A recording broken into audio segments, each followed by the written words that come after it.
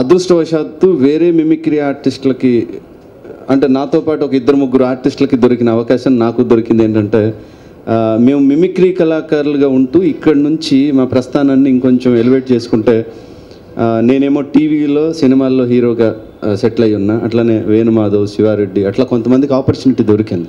నా కోరిక ఏంటంటే డాక్టర్ నేరళ్ళ వేణుమాధవ్ గారి తర్వాత ఈ కళని ఉపాధిగా స్వీకరించి దీని మీదనే పట్టు సాధించి ముందుకెళ్తున్న ఎంతోమంది కళాకారులు ఉన్నారు ఈరోజు రాష్ట్రం మొత్తం మీద.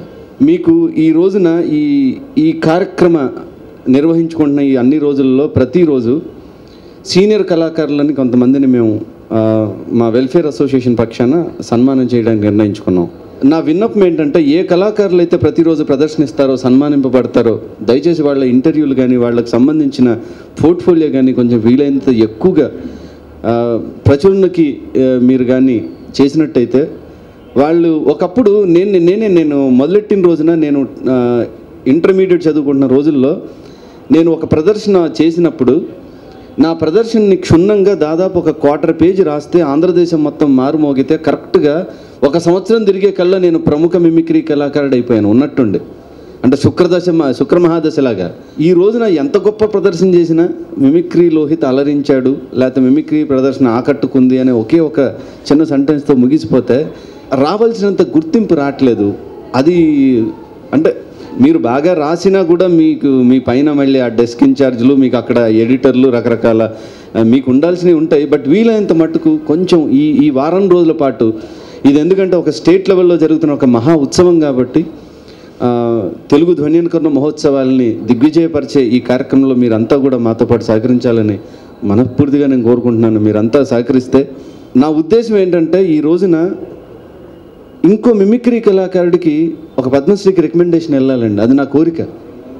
ఒక వేణుమాధవ్ గారికి డాక్టరేట్ వచ్చింది, ఆ తర్వాత మళ్ళీ ఇంకో మిమిక్రీ కళాకారుడికి డాక్టరేట్ రాలా.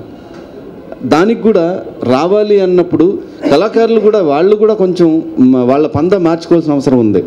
ఈ రోజున వాళ్ళకు కూడా ఒక సామాజిక బాధ్యత ఉంది. ఈ సమాజంలో బోల్డ్ అన్నీ ఉన్నాయి మనం చేయాల్సినవి, చేపట్టాల్సినవి. కేవలం ఏదో ఒక 2-3 గంటలను అనుకరించుంటుందో మా బాధ్యత అయిపోతుంది అనుకుంటే కూడా కుదరదు. సామాజిక బాధ్యత కూడా మా కళాకారుల మీద ఉంది. అది కూడా మీరు వాళ్ళతో ముఖతా కూర్చున్నప్పుడు ఆ ఇంటర్వ్యూలో కూడా మీరు చేసిన సామాజిక అంశాలు ఏంటి, సమాజంలో మీరు చేసిన బాధ్యతలు ఏంటి డైరెక్ట్గా మీరు అడగండి కావాలంటే.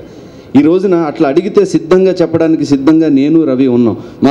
నేను ఈ రోజున network of persons with disability అనే ఒక ఆర్గనైజేషన్కి నేషనల్ అడ్వైజర్గా ఉన్నా. ఎంతోమందికి ఇదే రవీంద్ర భారతి నేను స్పాన్సర్గా ఇస్తూ వాళ్ళని మోటివేట్ చేస్తూ వాళ్ళకి ఎంపవర్మెంట్ ఇట్లాంటి ప్రోగ్రామ్స్ అన్ని టేకప్ చేస్తూ ఉన్నా. అట్లా రవి ఎనార్మస్గా మాకు వచ్చిన దాంట్లో మేము సంపాదించుకుంటాం. మాకు ఏ అలవాటు లేవు, దేవుడి దయ వల్ల మాకు ఏ అలవాటు లేవు కాబట్టి మేము దాన్ని ఇంకొకరికి పంచగలుగుతున్నాం.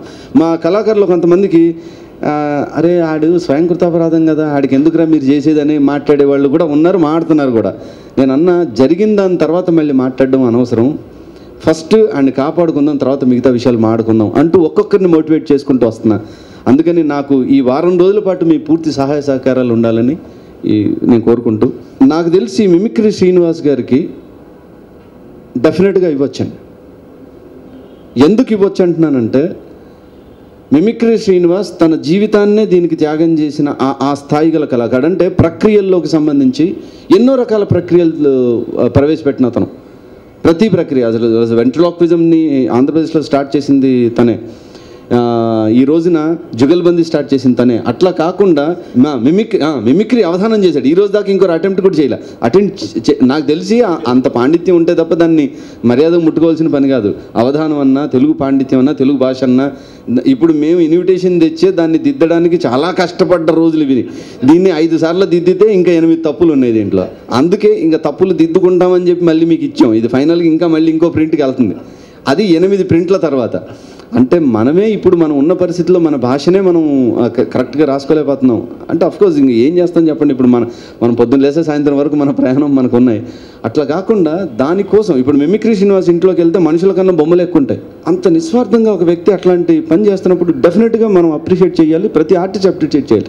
చాలామంది ఏమనుకుంటారంటే, నేను ప్రోగ్రామ్ చేశాను కదా, నాకు అవార్డు ఇచ్చేయచ్చు కదా అనుకుంటారు. అది కాదు. అదే చెప్పదలుచుకున్న ఈ వారం రోజుల్లో నేను I'm going to make a document on each and every artist. ఒక్కొక్కరి మీద ఎవరెవరు ఏం చేస్తున్నారు, ఏం చేశారు, ఎక్కడి నుంచి చేశారు, ఎంత చేశారు, కేవలం ఒక ప్రదర్శన ఇచ్చి ఆ ప్రదర్శన తర్వాత నేను తీసుకునే రెమ్యునరేషన్ వరకే ఆలోచిస్తున్నానా, లేకపోతే ఈ సమాజంలో మిమిక్రీ ఆర్టిస్ట్కి ఉన్నంత కీన్ అబ్జర్వేషన్ ఇంకే ఆర్టిస్ట్కి ఉండదండి. మేము ప్రదర్శనకి ప్రతిదీ మా ప్రదర్శనలో ఒక అంశమే. మీరు పొద్దున్న నుంచి సాయంత్రం దాకా మీరు ఫేస్ చేసే ప్రతి అంశం కూడా మేము సున్నిత హాస్యంతో మేము కలిపి మేము ప్రదర్శనలో వాడుకోవచ్చు. మేము ఆడుకున్నంత వ్యంగ్యంగా వేదిక మీద ఇంకెవరు ఆడుకోలేరు. అది వ్యక్తి కావచ్చు, అది సంస్థ కావచ్చు, ఇంకోటి కావచ్చు, ఏదైనా కావచ్చు. మాకు ఆ ఫ్రీడమ్ ఉంది. సో అట్లా మేము చేసే ఐటమ్స్ కూడా ఆ రకంగా ఉండాలి. నేను అందుకే చాలా క్లియర్గా మెసేజ్ పెట్టాను మా ఆర్టిస్టులందరికీ, పర్ఫామ్ చేసే వాళ్ళందరికీ కూడా. ఎవరిని కించపరచక్కర్లా, మిమిక్రై చేయక్కర్లా, మిమిక్రీ చేస్తే చాలు. ఇక్కడ మేము ఎవరిని విమర్శించాం. అట్లానే మా సామాజిక బాధ్యత ఏంటో కూడా, అట్లాంటి అంశాలని కూడా ఏం ప్రదర్శిస్తాం, వాటన్నిటిని కూడా నేను చెప్పదలుచుకున్నా ఈ వారం రోజుల్లో. ఎవరు ఏది బాగా చేస్తే అది హైలైట్ చేసి వదిలేయండి, చిన్న పెద్ద లేకుండా కూడా. సో దట్ రేపు ఈ మిమిక్రీకి సంబంధించి కొంతమంది హీరోలు అవ్వాలని నేను కోరుకుంటున్నాను.